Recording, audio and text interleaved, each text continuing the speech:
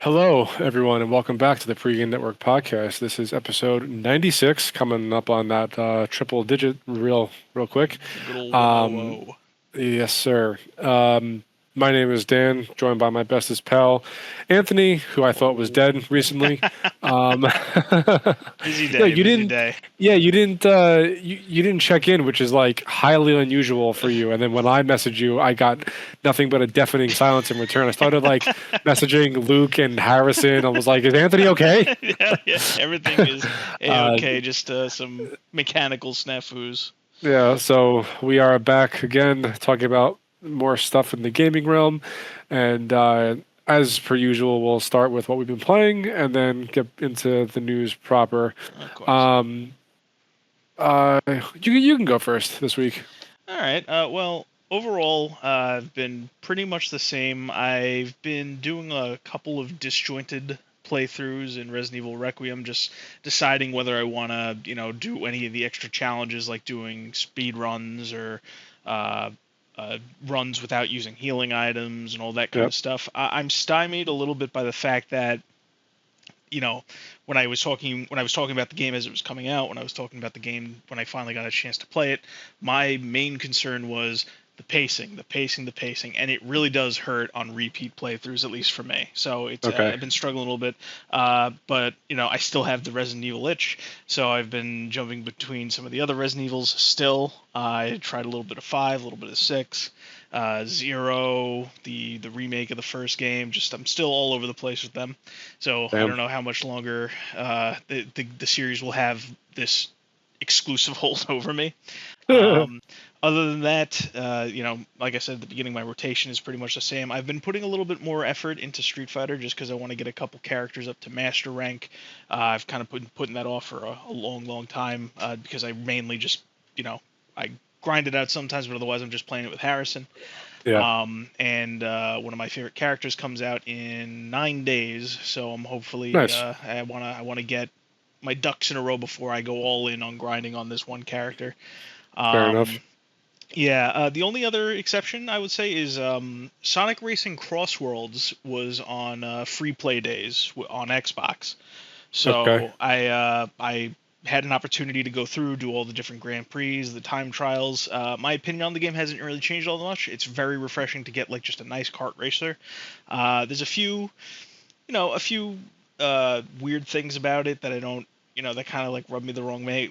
Like the fact that you're constantly changing the different tracks you're on. Like every lap is like you start a race on one track. The second lap takes you to a random track, which is a fun little gimmick, and then you go back to the first lap track, the main track.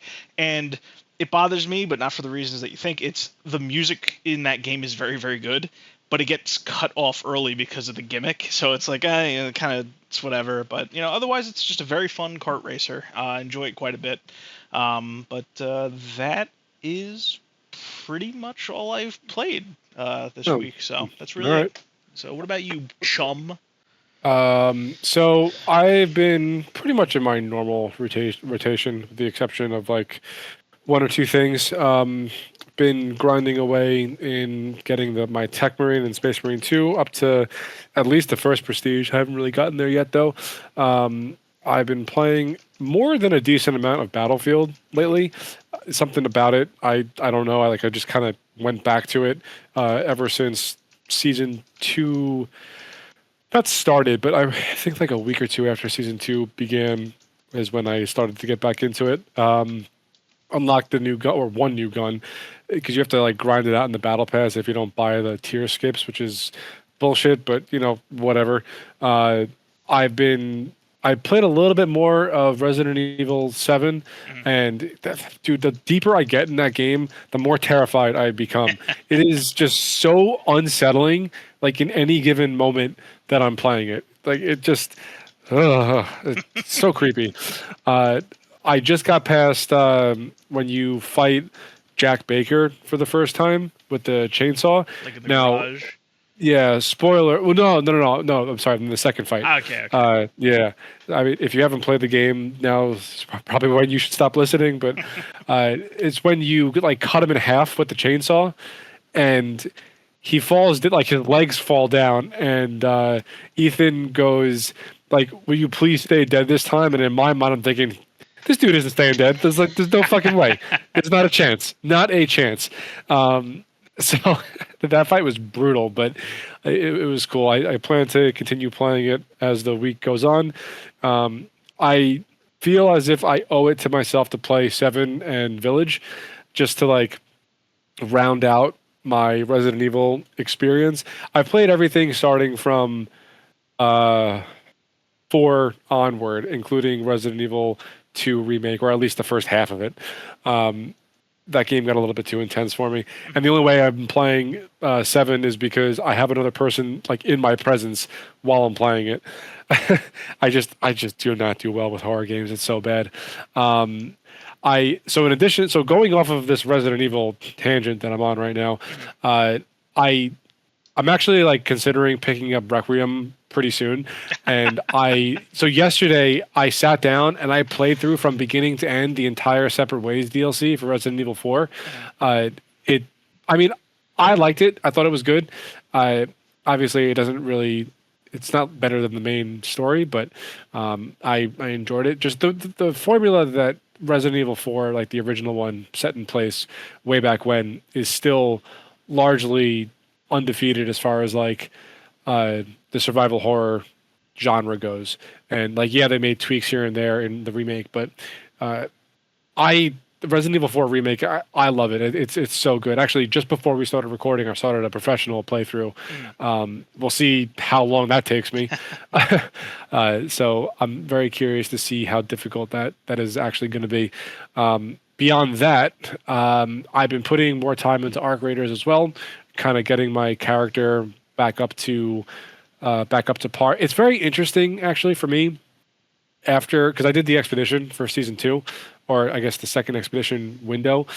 So I'm starting from scratch essentially right now. And I've been noticing that on this new character that I'm on in Arc Raiders after the expedition, I am far more aggressive with the actual Arc robots. Okay. I take them down almost every chance that I get, because what I've learned from because I didn't do the first expedition, but what I've learned going into Expedition 2 is that the majority of stuff and resources that you need to craft all the better gear, most of it comes, if not all of it, comes from the actual Arc themselves.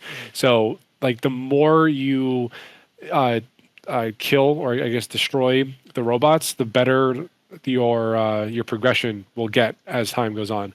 So, I mean, clearly, like, I'm definitely still a pacifist as far as other players go. I'm just not. If I was doing PvP in Arc Raiders, I feel like I would be having a miserable time. So all the lobbies that I've been getting into are very, very friendly. Although I did get ratted one time yesterday, and I was not happy about it. Yeah, so like I said, been playing more Arc Raiders, just trying to get up to where I was before. Oh, sorry about that. But beyond that, yeah, that's pretty much it. Relatively small list of games for me this week. After I finish, well, I'm not gonna wait to play through Resident Evil 4 on professional, but I want to play through Resident Evil 5 again. Like, okay. I think the last time I played it from beginning to end was maybe a year or two after the game originally came out. And then I just kind of put it down, never touched it again. But I remember really, really enjoying it. So I'm probably going to do like a whole playthrough from beginning to end again, like very, very soon. So yeah, that is pretty much everything that I've been playing. And with that, we can jump into the news proper. Perfect. So let's see what is on the list. I know you posted more stuff than usual.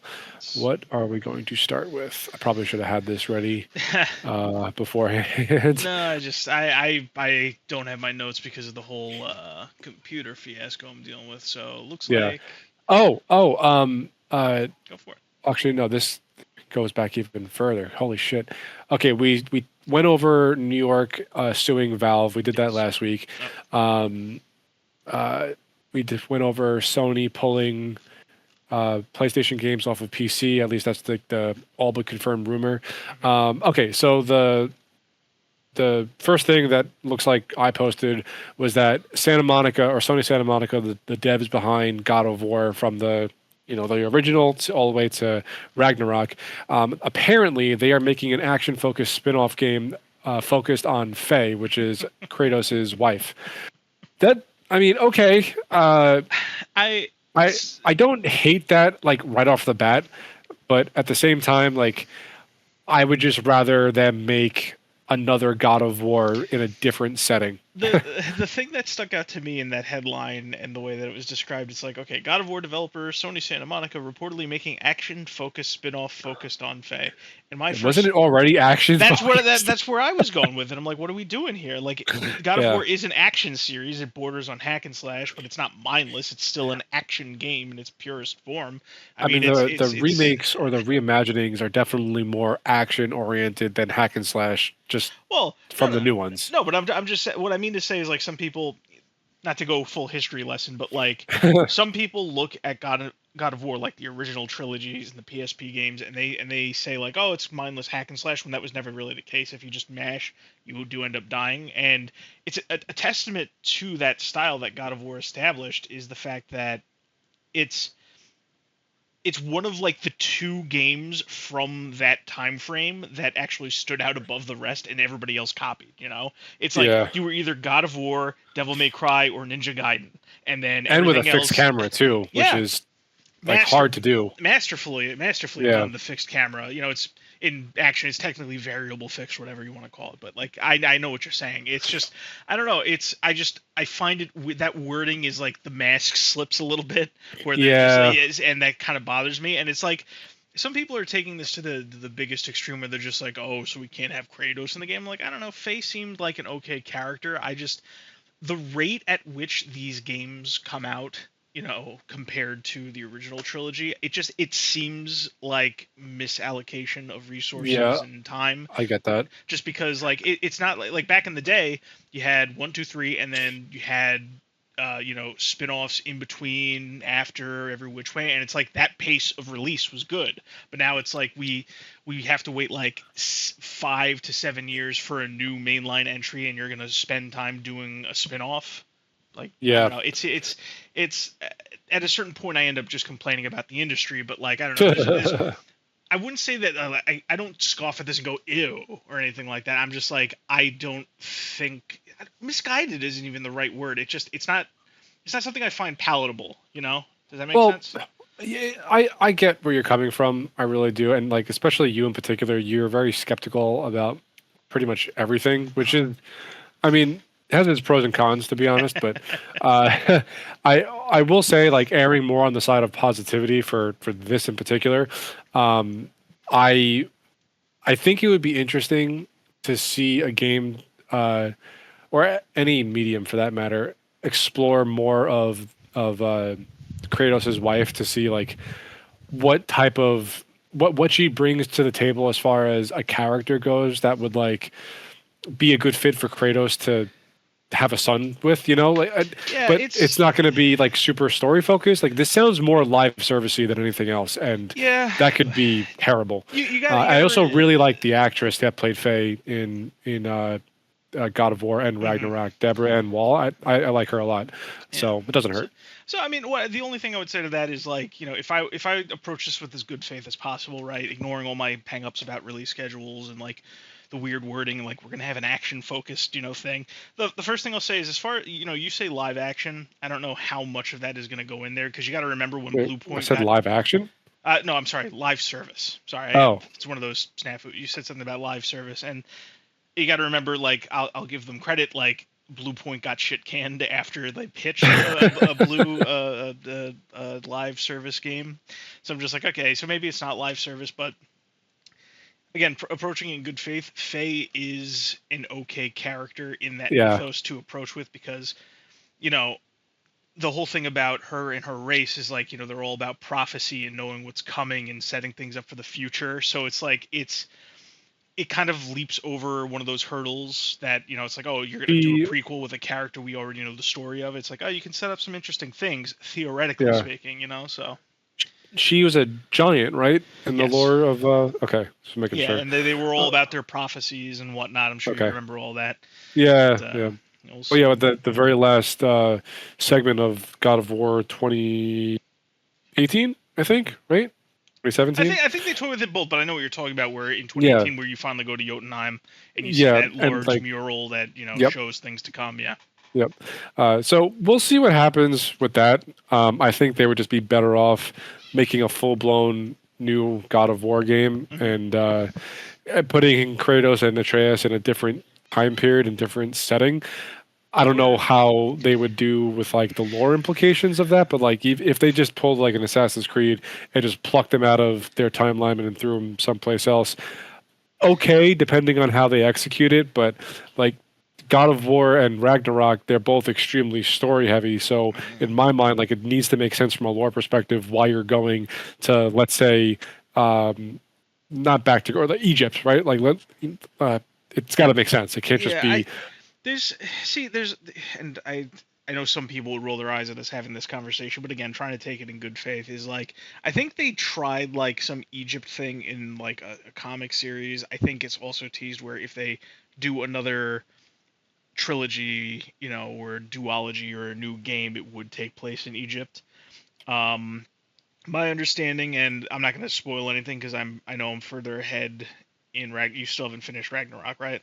yeah, it's still sitting on my Okay. laptop. I have not So gotten around to there it. there are no implications to this, but between the developer comments and some of the story things that happen in Ragnarok, it would be another solo Kratos outing. Like it Okay. would kind of be like, again, this isn't a spoiler, but it would almost be like journeying to a new land, much like he did from the God of War Greek. 3 to Exactly. yeah, It would be something like that. And honestly, I think that's for the best with that kind of transition. You don't want too much baggage from one to the other. right. You can have certain things lay up, like Athena shows up in the God of War Norse games and all that kind of stuff. But I do think overall it could be interesting. I don't know exactly how they would set up a new area. Like you said, it's got to make sense. It's like Greek, that's where he was born. That's like his story in his world. Norse, he's kind of like a stranger from a strange land, and he affects these things and he discovers things in Ragnarok. Um, it's actually funny. One of the original pitches was that, like, as Kratos, and this is back when the One of the PlayStation. original pitches for the original God of War. Yeah, like Okay. when the franchise was starting to get bigger and they were talking about the place that could take it. But while the original team was mostly intact, they talked about how he would interact with different gods and whatnot, right? And different religious sects and all the things that come from it, right? Uh-huh. And apparently, at one point, he was supposed to meet Jesus or something like that. Oh God. They pitched it like two ways. Like it was almost like during his initial travels, he was supposed to become like one of the wise men, and it was supposed to be like this whole religious thing as time went on, and that was kind of interesting to me. And not just the Jesus aspect, but like it's interesting to me. Like I love that kind of like stranger in a strange land kind of thing where like you start branching out and touching other religions and stuff like that and myths and all that kind of stuff. So whenever this franchise hits a turning point, which is it's only happened once so far, they always have an easy layup to kind of like soft reboot this kind of way, because that's enough to get people hooked. So Yeah. we'll see what happens after this spinoff. But as for the spinoff, it's just, I'm willing to, I'm not going to dismiss it until I see it. Doesn't mean I'm like excited to buy it or anything, but Right. While we're on the topic of God of War, did we already talk about that screenshot that was released for the show or no? I don't think we did. No. So we might as well do that now while we're on the subject. Amazon released a screenshot of the new God of War show with Kratos like teaching Atreus how to hunt or how to use his bow or something in that vein, and it does not look good Yeah, it's a little at all. rocky. It looks like low budget uh, Party City makeup or like I can't quite put my finger on it. It just looks off. Just doesn't look I don't know right. why. Yeah, and I still stand by my opinion of Ryan Hurst being a good casting for the character of Kratos, but he just looks not right in the costume in the screenshot they released. I don't know. Like I said, I can't put my finger on it. Something just looks off, and it does not look good. You know, it's funny, after they released that screenshot and like, the negative reception was in, he tweeted or posted something on social media is like, don't Oh believe no. everything you see on the internet. And I'm just like, this is like an official Alluding like, to the fact that it's fake. Like, yeah, what? that's what everyone's saying. It's like, this is Amazon put this screenshot out. There's like no ambiguity where it came from. So I don't know. We'll see. We'll see what happens. But I mean, I know you felt a little different about this. We've talked about before. I have no faith in these kind of things. You also, to my knowledge, have no faith, but you have a bit more hope than I do as far as the potential. Because Well, you're really sold on the casting, I think. I uh, I was really sold on Ryan Hurst as Kratos. I think he's a really good fit. Although, like, the actor they chose to play Atreus looks kind of funky. Also, the actor they chose to play Odin, I don't understand that casting because, like, I would have just gotten the same actor that played Odin in the games to just come back and play that Odin in the show. I don't know his name, but he has a very recognizable face for an actor, and like I've seen him in other things, and of course I just can't remember off the top of my head. But point being, he was great as Odin in God of War and in God of War Ragnarok. Why they wouldn't just take him out and put him in the show is beyond me. But I digress. We'll see how they change it, if they're going to change it. But as of right now, the God of War show on Amazon is not looking promising. The only thing that it's got going for it, in my opinion, is Ryan Hurst as Kratos. So we will see. Okay, we've talked enough about God of War. Moving on. Call of Duty is putting out, or maybe by the time this airs, has put out Black Ops Royale, and people are calling it like Blackout 2. I have almost no thoughts on this. I just put it in here because to me, it just seems like an animal in its death throes, throwing out whatever it can to save itself. I don't know anybody that plays COD anymore, and that's saying something because Call of Duty has been such a juggernaut for so long. That's pretty crazy to us in particular because me and you. It's one thing to say about us, right? Because we're hardcore into Call of Duty from the classic. But yes. You know what I mean by that. But like, Yeah, we I got played it. pretty much from the beginning. I mean, there's a lot of people have. I'm not trying to say like, oh, the hidden niche gem that is the original Call of Duty. Yeah, but the franchise has been out for 20 something years at this point. Like, there is literally a whole new generation of absolutely, of gamers that are playing this now. Oh, for sure. But what I mean to say is like what I was trying to get at is basically like we have groups of people around us that we know or knew and all that kind of stuff. And like when we were kind of like maybe we should bail out because Call of Duty is looking like it's heading towards another dip. We still knew people our age, a little older, a little younger, who were all about Call of Duty. Yeah, all in. And basically, like they were part of the rage mob, but like now even they aren't really interested anymore. So like, who is still playing speaks Call volumes. of Duty? Yeah. So yeah, I mean, dipping into Black Ops Royale, this Black Ops Royale thing, allegedly, the Blackout 2, whatever. I haven't done too much research into it, and I'm not gonna like nitpick and say like, well, it's actually not quite like Blackout, but like, I mean, Blackout has a surprising amount of nostalgia surrounding it, so I guess that is a well they could reach into. I never quite understood it. Blackout was more or less just like an experiment to me. I think Warzone in general was more streamlined and a better experience overall as somebody who put way too many hours into both of those. So yeah, it does seem like you said in its death throes. I as someone who hasn't been monitoring the situation as closely as we used to, it certainly does seem like a desperation move. So who's to say? Yeah, so I mean, whatever. I just put it there because COD is huge and obviously warrants at least a mention. Yeah, just like a crane the neck, like what's going on over there? All right, moving on from there. What else we got? I put marathon feedback. So I guess we could spend like 10 minutes or so talking about this because the whole situation is rather fascinating in my opinion. Obviously, I'm way more plugged into the going-ons of Marathon than you are. Just as to kind of set the stage before you do the whole explanation, my experience with it is monitoring some of the general feedback, not the specific feedback, and I have a few people who are invested in like watching, the game kind of like spiral when it does. So I've been kept abreast of the player Okay. numbers. Gotcha. So just for context, since we're talking about Marathon, I'm gonna pull up the Steam charts right now for Marathon just to see where it's at. Okay, so right now, as of the time of this recording, it is Sunday night, March 8th. There are 70,000 people in game, 8 people off from 71,000. Now, that is not great for um, one for a weekend, two for a Sunday especially, and three for a live service game. Yeah, that's something I noted because when it launched, I think it peaked nearly at 90K. It was like 87,000 or something like that, right? Yeah. And I'm like, you Uh, don't see those numbers drop going into a weekend or during a weekend, yes. I should say. Especially on a Sunday, I feel like Yeah. that is a really important fact to Yeah. highlight. Now, the only one-to-one comparison we have for this game is Arc Raiders, at least right now. Arc Raiders at this moment, let me just refresh this. It's sitting at 185,000. That's more than double the player count. Yeah. That's huge.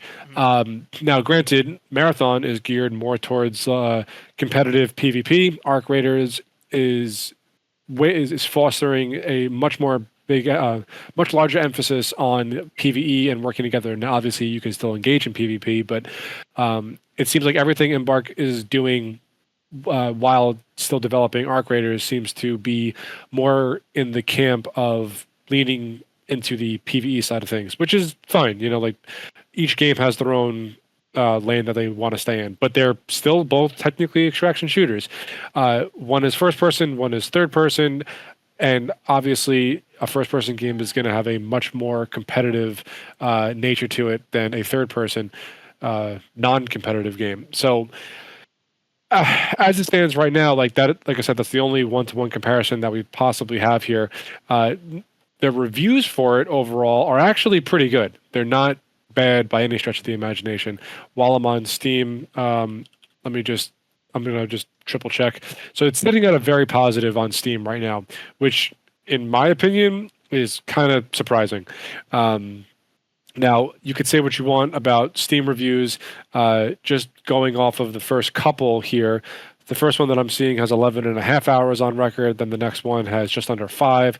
And the next one has 26 hours, then 21. So it's a pretty wide sample size here.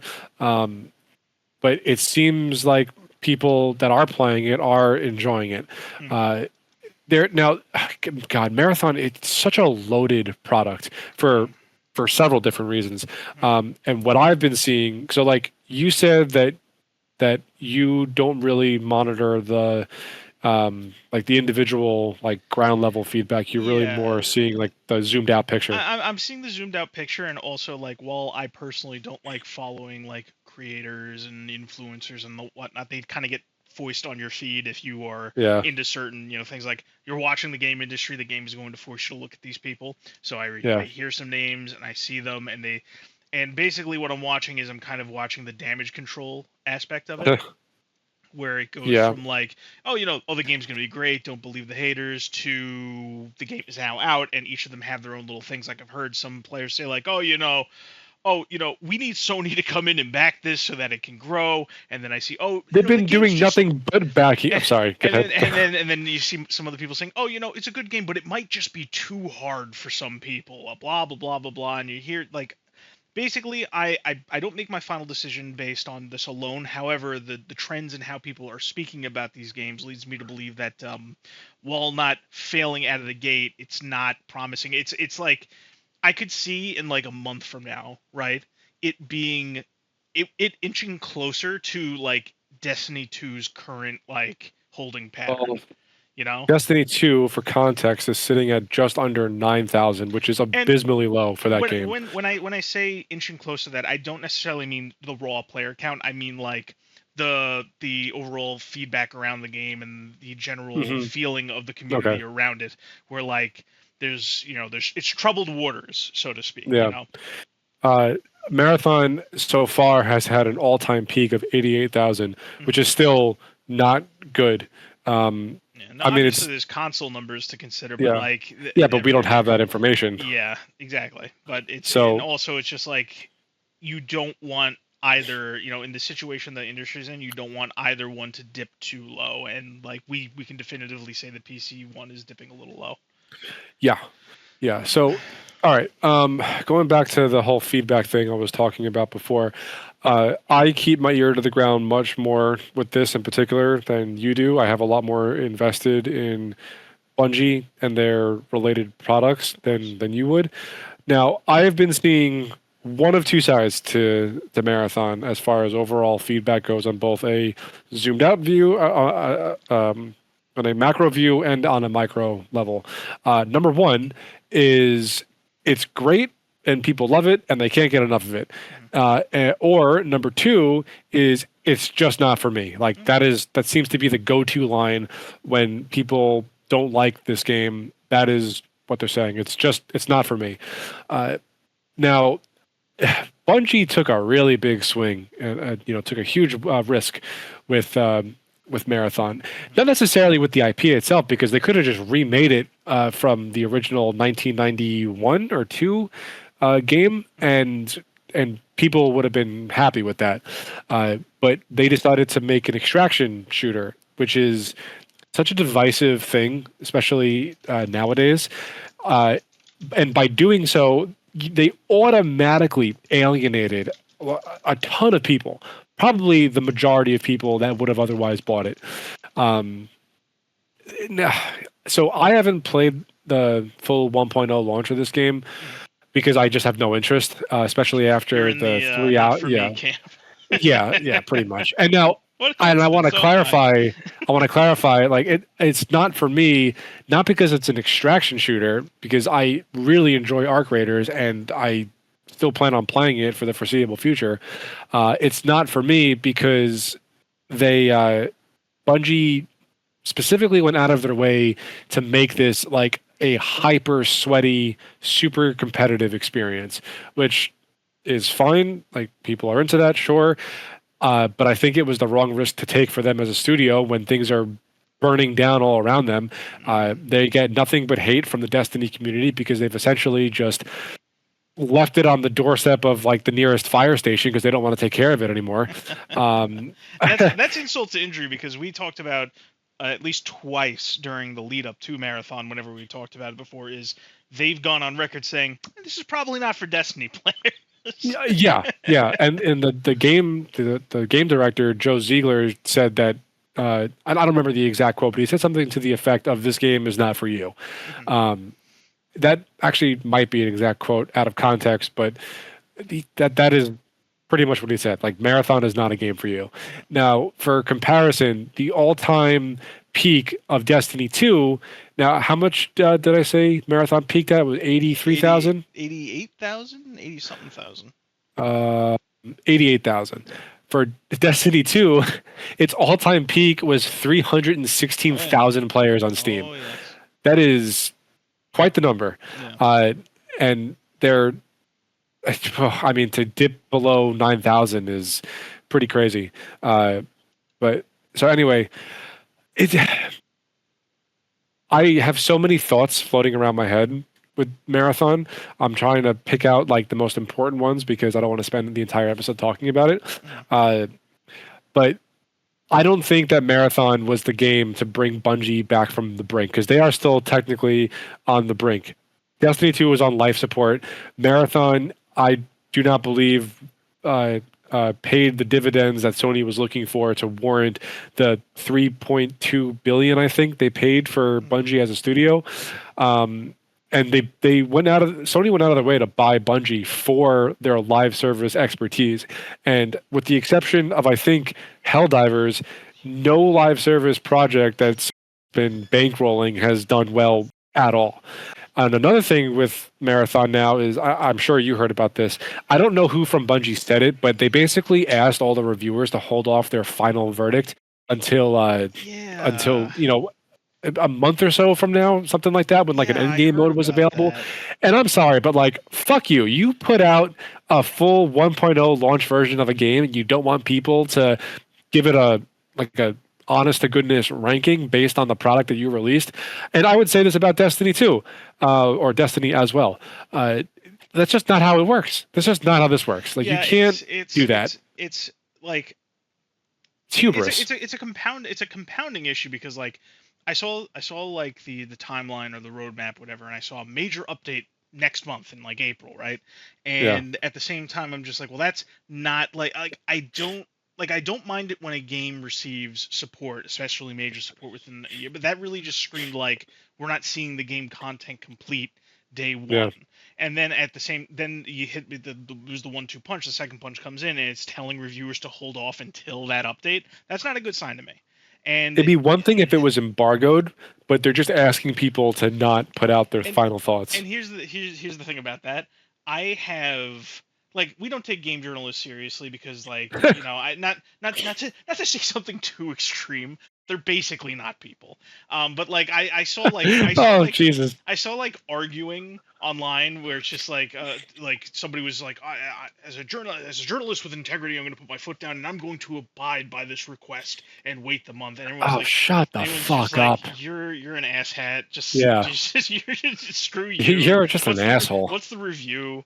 And it's just like I don't know, man. I just like I don't want to be that guy because there's obviously a lot of people out there. There's a whole conversation out there going on right now where people talk about, oh, you just want games to fail now that they are failing, more frequently than they ever have been before. And I've never been about that. I call it as I see it. That doesn't instill me with confidence. Not that you need to. I'm not your audience. That's fine. But it's just like, what's my takeaway here? Like the game's out, but it's not in a reviewable state yet. Which means it's not completely out yet. Yeah. So you shouldn't have put a premium price tag on it.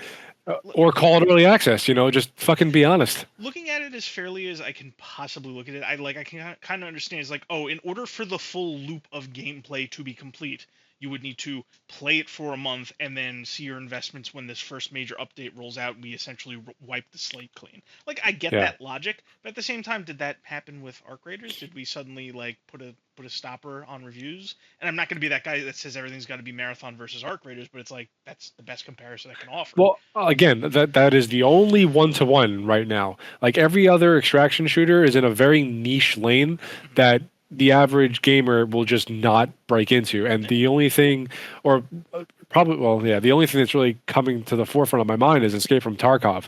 Like that is a hardcore game. Like you really need to want to play that to get anywhere. And the funny thing you bring up Tarkov is like some of the people, like I've monitored some conversations people had about some mechanics and some of the gameplay balancing aspects, and they're just like, these guys really looked at Tarkov like 5 years ago and looked at the ball busting difficult stuff and said, yeah, we need that for our game. I'm like, I don't. And the funny thing is, I would applaud any major developer making a difficult experience. Yeah. And just for the sake of it, like good challenge is good, and like we need more challenge out there in the industry. But it's like it doesn't seem like it was a cohesive decision. It seems like a very confused decision, And I hate to continue to make this comparison, but like Arc Raiders is more of a casual game, but at the same time, the AI enemies in it are not easy. Like if you just run out into the open and try to challenge one of these Arc robots, you will get fucked up 100% of the time. Like you need to know your escape route. You need to have adequate cover. You need to have the weapons that are capable of taking down certain Arc enemies. You need to go in with a plan. Otherwise, you're just going to die and lose everything. And it, like you said, it just doesn't feel like that was a cohesive decision with the entire studio behind it for Marathon. So I have very little faith in Marathon going forward. Like I said before, I think the player numbers will just dwindle over time. Yeah. And that is just going to be that. I don't think it's going to die. I don't think it's like a Concord 3, and we'll get to Concord 2 in a second, but I don't think it's going to go the way of Concord, because there are a handful of people who are really into this type of thing and will play it regardless. And shit on it as I might, it is still at the end of the day a competent product. Like if you install it and play it and run it, the game, I have heard, has very little, if not no crashing. The shooting feels well enough, and it's a well put together piece of software. all the other shit that I say negatively about Marathon, that's my own personal opinion. Like, this is an objective fact. It is a well running game.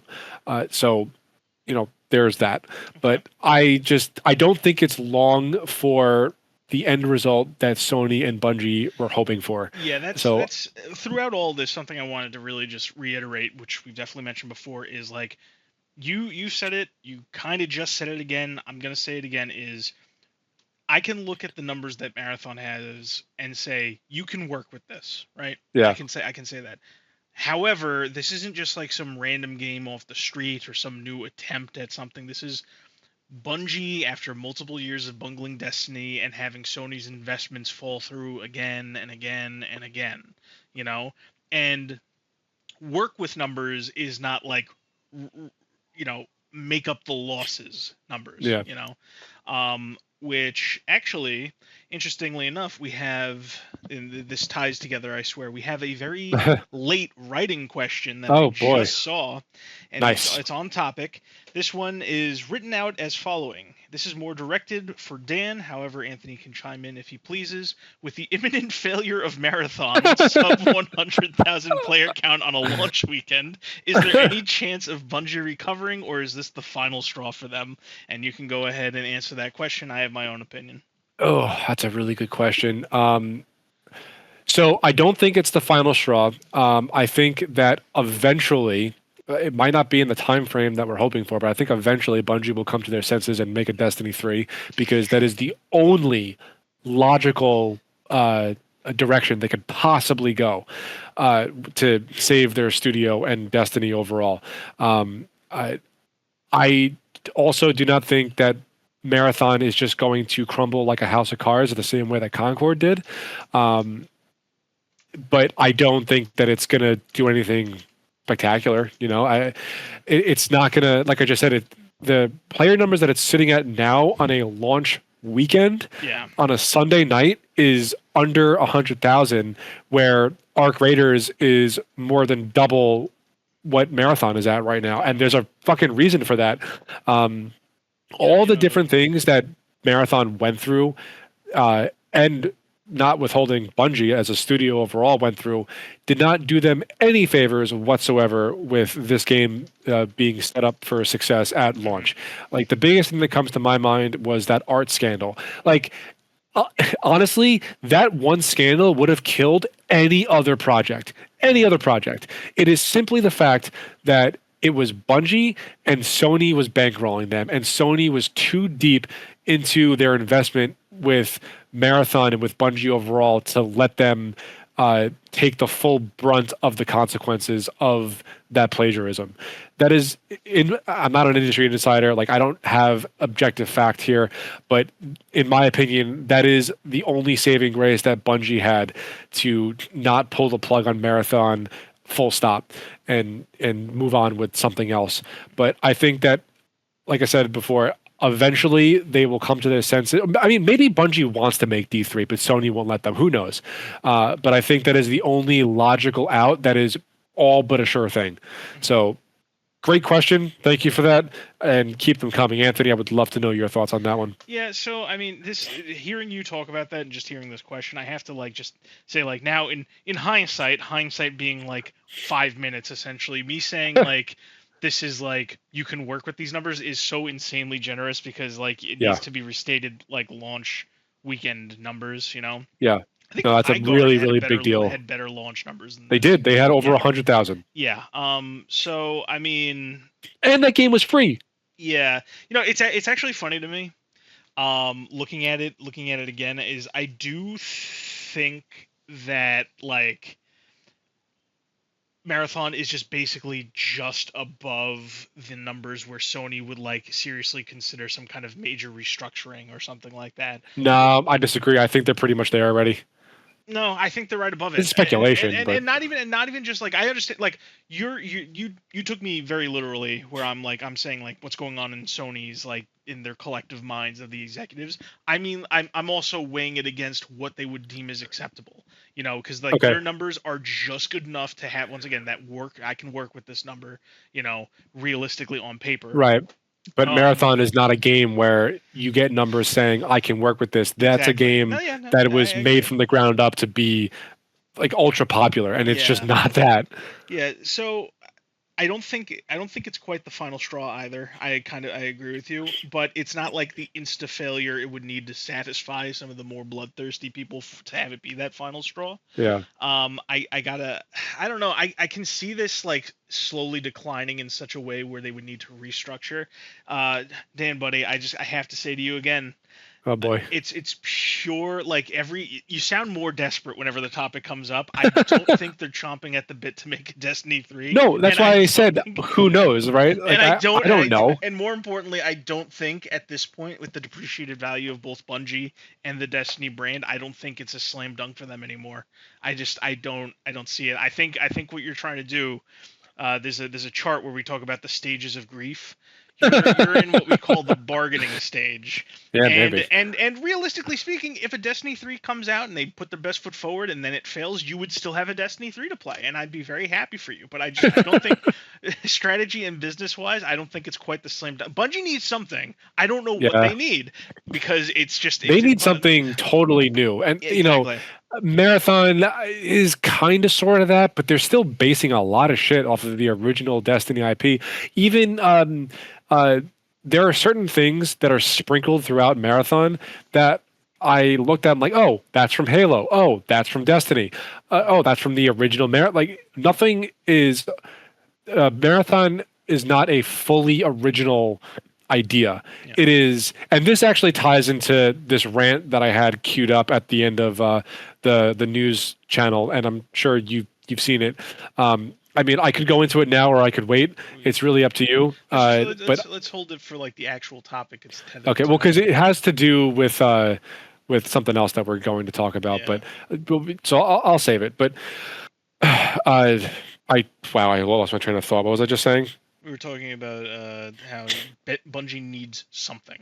We just don't Right. know what. They need something new and original. They've been coasting off of these ultra popular IPs for so long that I don't even know if they like have another idea in the vault that they could work with.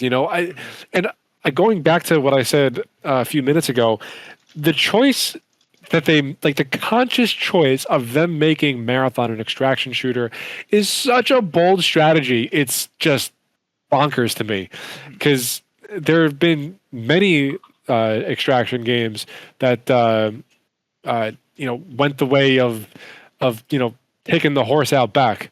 So yeah, it just oh god, this gets me so fired up. I guess.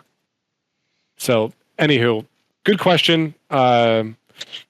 Keep them coming, and I mean, I'm very fascinated to see what happens with Bungie going forward. I've got nothing invested in them anymore, with the exception of nostalgia. I would love to see them make a Destiny 3, but so let me. I don't want to really like go into this too much. This could be a whole other episode in and of itself. If big fucking if, but if in the next year or two, Bungie makes this press release or announcement, whatever you want to call it, saying, we've decided to move forward with Destiny 3 and it's going to come out in like this window, right? Setting aside everything, if they don't bring the Destiny franchise to a completely new location and setting, I think that's a bad idea.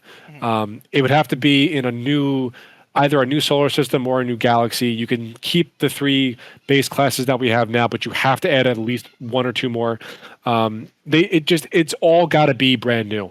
If it's not, then they'll just continue keeping Destiny on life support, and Marathon will probably be the same way, especially if the current numbers are anything to go by. Oh, okay. I'm done. Okay, let's move on because we're just going to keep on going around and around with Marathon. Okay. How about we skip ahead a little bit and then you can pick up where you left off. Where is it? It's actually Where did I leave off? No, hold on. Half-Life writer Chet Faliszek called Yeah. out haters who hope the games fail. Quote, "If you hate game developers, you hate games. If you're cheering on for things to fail, if you think game developers have no idea about games, and only you, just keep it to yourself." Okay, so I'm gonna take the mic back because I had such a reaction to this when you sent it. Now, at a base level, I actually agree to a degree with what this guy is saying. Now, on the other side of that same coin, I'm just going to read you verbatim what I put in the news channel because, and I'll springboard off of this, but this is like the perfect way to sum it up for me. This was my gut reaction when I first saw that screenshot that you sent. People react this way because the vast majority of products that AAA studios want to pitch to the core gaming community often reeks of borderline zero effort trend chasing cash grabs, and then the only real way of getting getting the masses points across is either the relentless trolling of the studio or the game, or just not buying the product, thus, quote, voting with our wallets, end quote. Now, obviously, I can go into that more, but that's essentially like that is why people have these reactions that they do.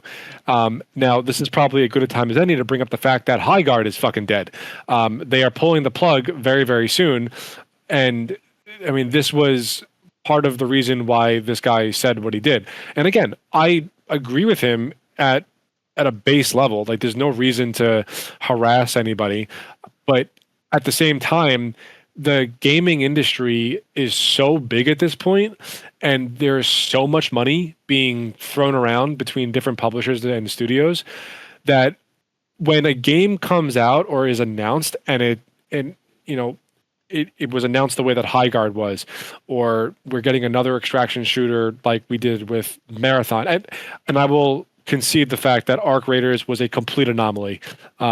No one saw that coming, and the success that it got, like from the second it launched, is just that's going to be studied. So people get so angry and up in arms because there's no way for any one person or even a group of people to get their point across in this space than either relentlessly trolling or not buying the product. And one thing is way more easier to do than the other. And I'm, of course, referring to relentless trolling because, a lot of times people's curiosity gets the best of them and they say, oh, I'll just pay the $40 and I'll check this game out and see what it's all about. Well, there's no refunds, and whatever time you dump into it is gone forever. And if you have a bad time or you just don't like it, or if it's just, quote, not for you, that's it. The money's already gone. They're not going to give you a refund. I mean, maybe Steam will, because Steam is like the only benevolent fucking monopoly that we have right now. But there's a reason why this backlash and this outrage happens. And it's not just because people are assholes all the time. Like, that's not why. It's because we keep on getting this fucking slop that is sold to us, and we're told that it's like the next Call of Duty 4, or it's the next Resident Evil 4, or it's, insert great game here. From the creators of Game You Love. Yeah, like, fuck you. Like, there's a reason why we have this reaction.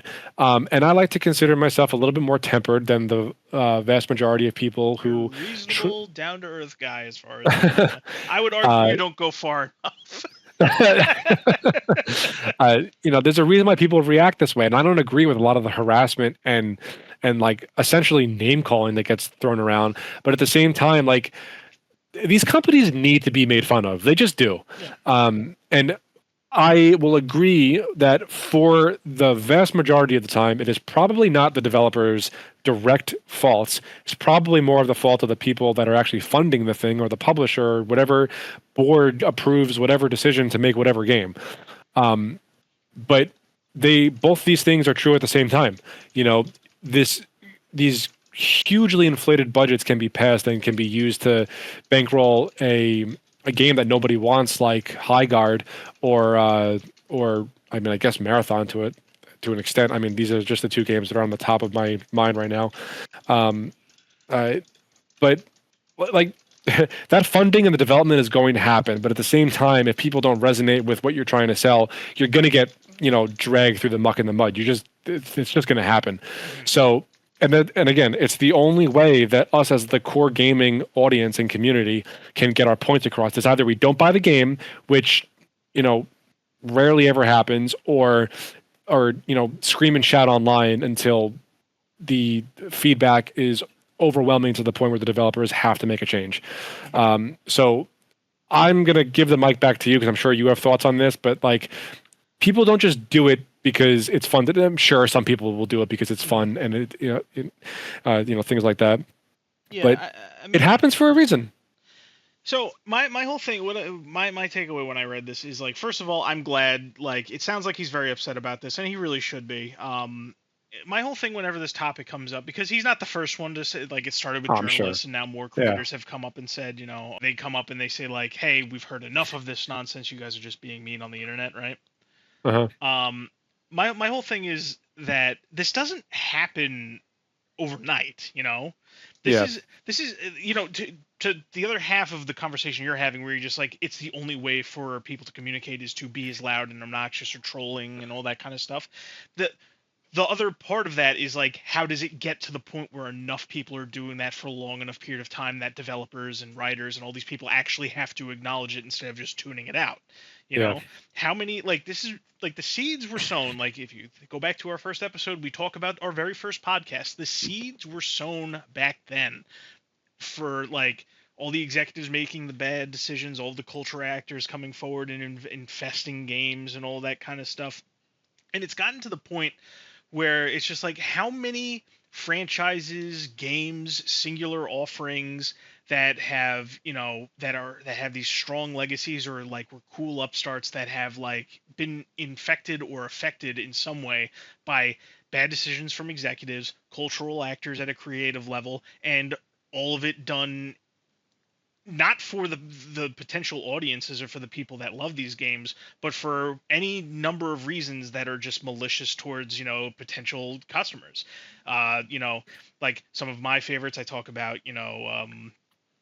Dead Rising, Guilty Gear, some of the stuff that we love, like Mass Effect, branching off from Mass Effect, you have Dragon Age, there's, Saints Row, Silent Hill, Gears of War, Overwatch, Fable, Mortal Kombat, all these different names that you can point to have just degraded over time, either from just a quality standpoint or an intentional activist standpoint, or they're just getting caught up in like the bloat that is the industry. It's so much of this stuff has been affected over time. So it's like, at the end of the day, if reasonable people like you and me are just like, we like games, gaming is our hobby, it's our passion, these are things that we like playing games, we like talking about games, we like the prospect of new games coming out, we would love to make our own, all these kind of this is what we love, right? We didn't just decide one day to go like, as we do every week, like, good, that game failed, they learn a lesson, or these people are getting laid off, good, they learn a lesson. I don't want to live in a situation where it's like, the better of the two options, what's more likely?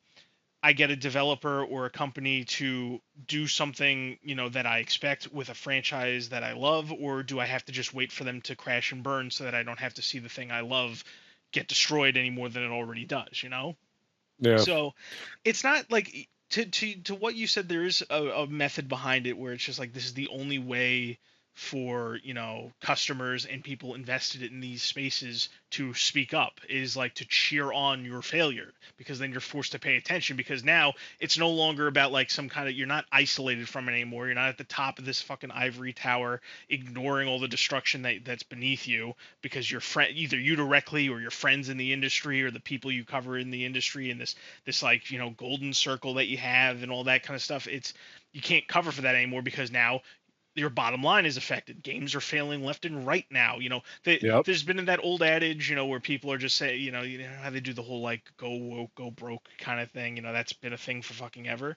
But like, there are games that have failed for all these reasons, those and others, and it's been building up, and it's escalated to the point where we got Concord and Highguard basically back to back. Yeah.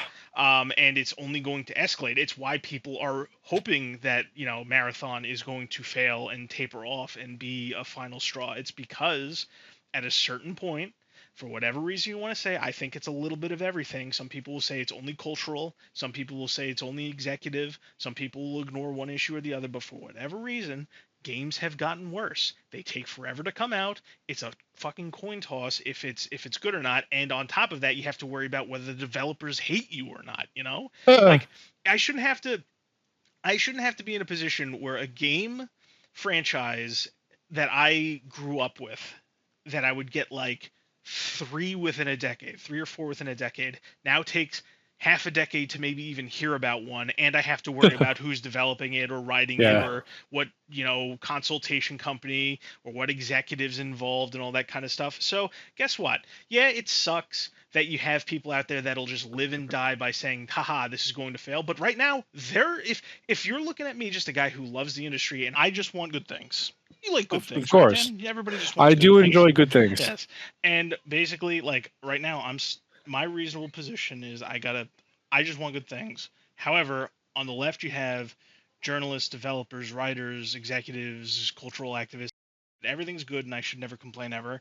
And then I have the guys on the right telling me everything sucks always. I don't like either of these positions, but if I like, I'm more tolerant. I wouldn't say I side. I don't automatically side with anyone to be a contrarian, but I have less of a problem with the guys that hate everything, because you're making products that like are aggressively malicious to your consumer base for a bunch of different reasons.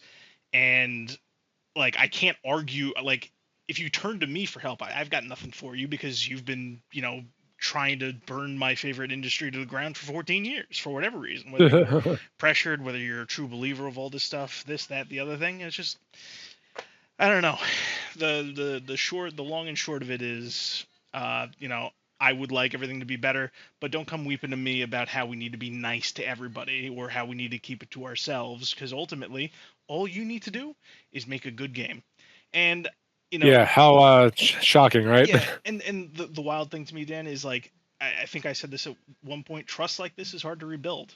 Because it's almost like you've broken down all barriers on that front, where it's like there's no trust in the industry. And there needs to be a string of like good products released and good business practices being practiced over the course of 5 years. Exactly. And even beyond that, you've essentially, there's always kind of a rule where like, you err on the side of caution, that kind of stuff. You mentioned, people invest their money blindly because they're willing to give things a shot. And there's also the aspect of like separating the art from the artist. And it's like, I imagine that's very difficult for a lot of people right about now, because it's like how many years it's like you buy a game, it burns you. You don't know why. You buy a game, it burns you. You don't know why. And then you start finding out things like, oh, it turns out the guy that made this version of the game I like hates the game, hates the original audience, and wants to make things worse for whatever reason. They're not going to care if it's the executives, the cultural stuff. They just know that their product, they're getting a lesser product.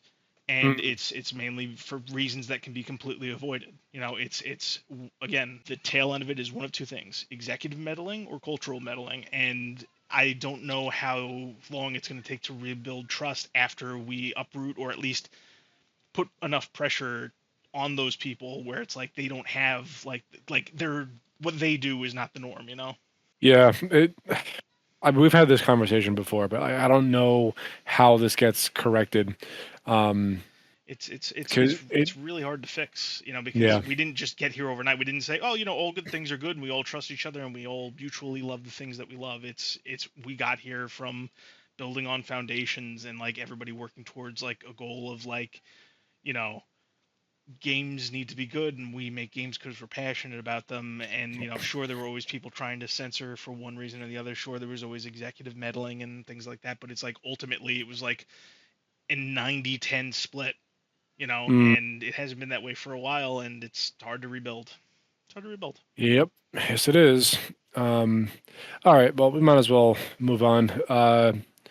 All right, what's the next thing we got here? The Division Resurgence had an official gameplay overview trailer. Guess what? It's a mobile game, and was universally bashed in the comments. Nobody asked for this shit, especially like based off of IPs that are not universally loved, but like have a good audience to them.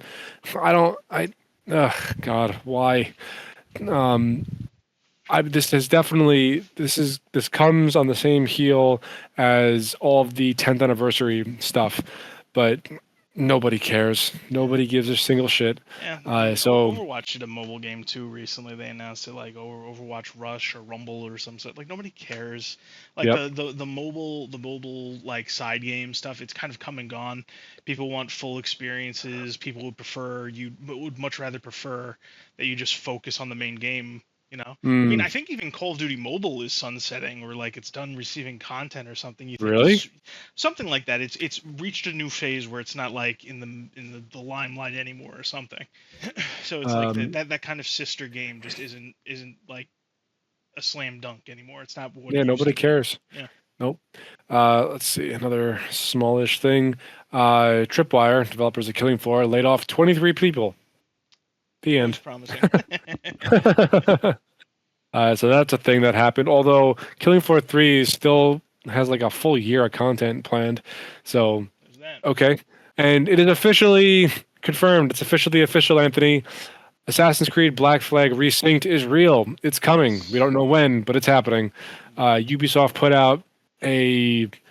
It's not a screenshot. It's an image. It's like painted, right?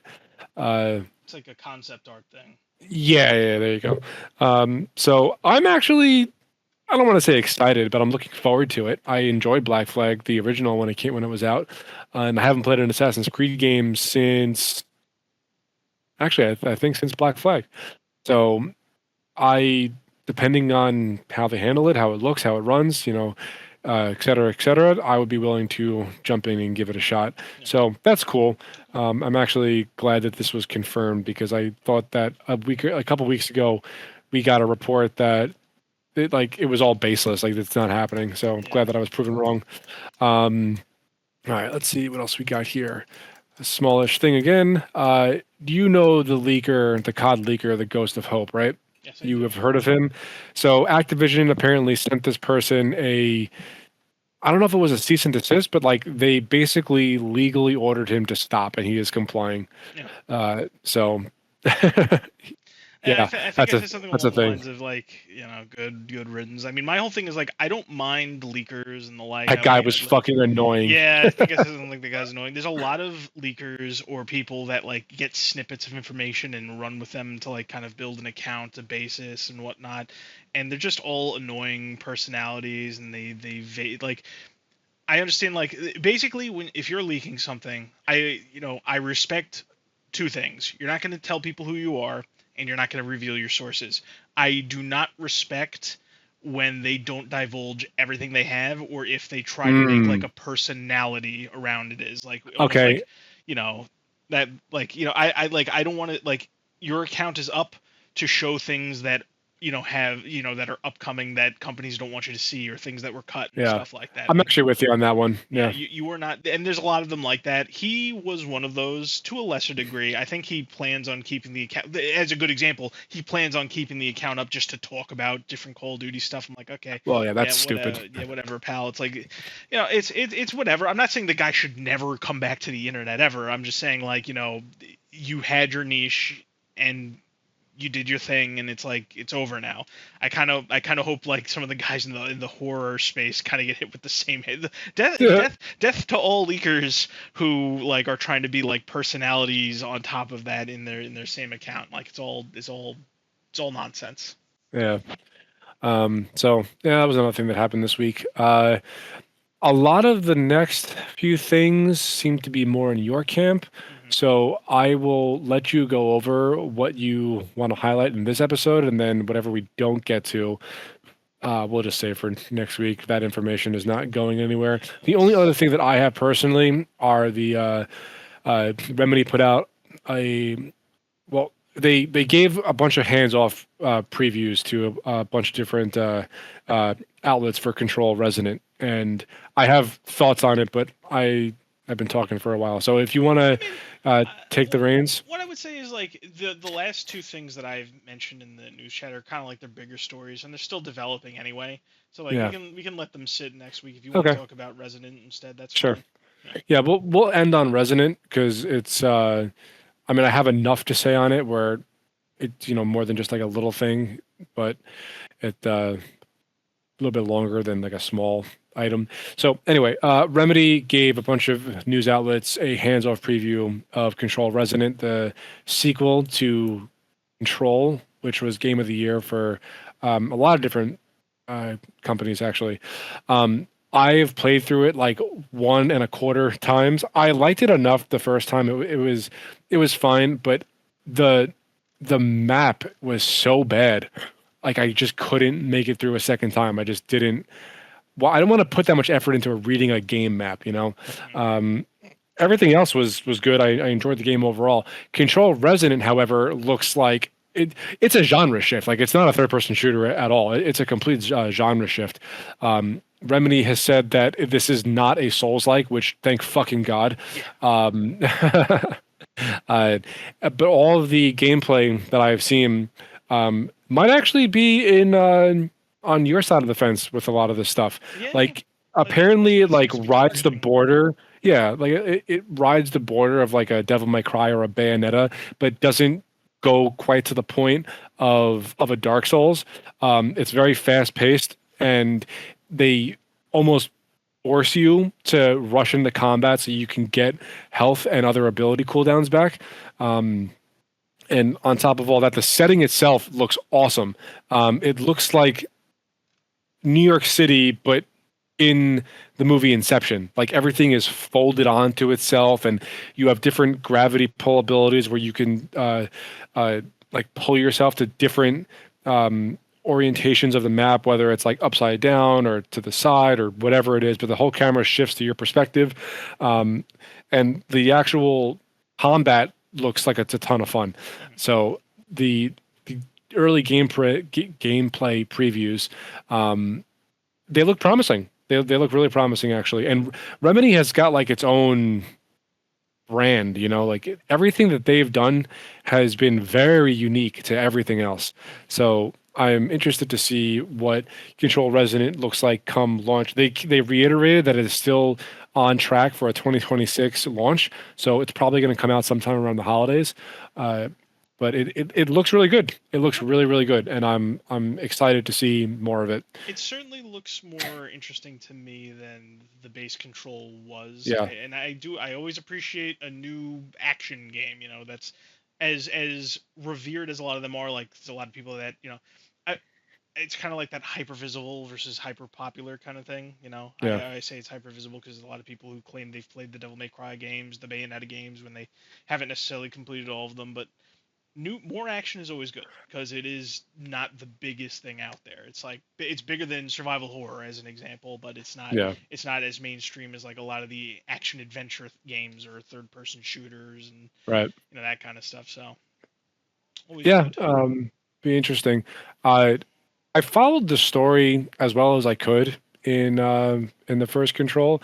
By the time we got to the end, like Jesse Faden, well, her taking over the FBC was that happened in the beginning of the game, and like where the game concluded, like I couldn't really tell you what happened, Mm, other than the fact that she uh, like abolished the hiss from the oldest house, mm, which is just the name of the Federal Bureau of Control's like headquarters in Manhattan.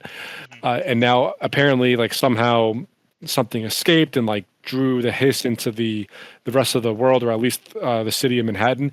Also, it is not a linear story in the same way that Control was. It's more of an open world. It's closer to like hub and spoke than like open world proper, mm. which I think is actually a good idea. Yeah, Having Resident be like fully open world, I think it would just be too much. yeah, So them having like smaller, more bite-sized chunks branching off of the main hub world is a good idea from a design perspective, in my opinion. And again, it looks really good. This is one of those games where like I might actually buy it for Xbox instead of PC. Like this just seems like a game that's better on console, mm, especially with the combat. that's fair. So yeah, we'll see how it shakes out. But Everything I've seen of Control Resonant looks very, very good, and I am excited to see more. And hopefully, it being on track for a 2026 launch holds, and it's not doesn't get pushed back to next year. Yeah. But yeah, Yeah. I think that's everything. I don't have too much really to say about Control outside of what I did. Is like, it's refreshing to see that. It looks more interesting to me than the other Control games were. yeah, fair enough. All right, well, I guess that's a good a place as any to wrap it up. Yeah. If you're still listening, thank you very much.